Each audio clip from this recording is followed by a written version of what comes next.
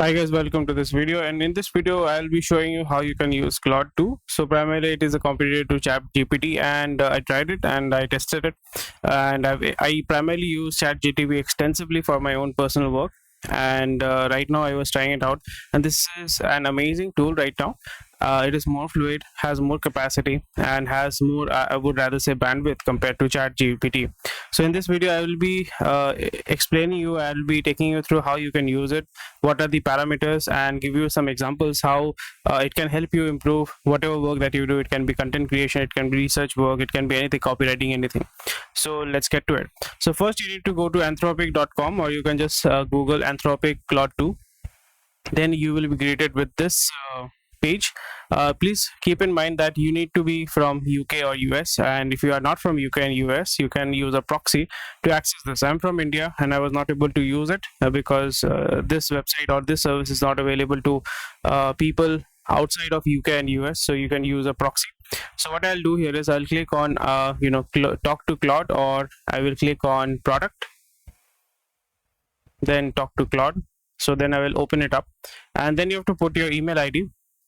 It's very simple and easy. A OTP will go to your email ID. Then using that OTP you can log in. You do not have to register as of now. So using that email ID you will be able to log in and start using it. You will have all the previous chat that you have. So it's very simple and easy. The interface is very simple and easy. So what I'll do here is I'll use the same command that I was using on ChatGPT, and the biggest advantage here is the word limit that you were able to use on ChatGPT was about 3,000 words. Here you can use up to 10,000 to 15,000 words. So there is a huge jump in the amount of data that it can process, and the quality of data is also very well. It can also do translation work quite well compared to ChatGPT. ChatGPT actually gets confused, but in this situation, this gives much better result. But the problem here is you cannot stop it midway. The feature which is there on ChatGPT, that you can stop the output midway, and then you can redo it, edit your main or the original command that you had given in ChatGPT. Here you cannot do that. So let me just show you how you use it and how I use it. So what I'll be doing here is I'll be trying to find a gist of Supreme Court judgment, Supreme Court of India judgment, and try to understand what is written there. So I'll be using a very long form content here, and this is the command that I will be using, the same command that I was using in GPT,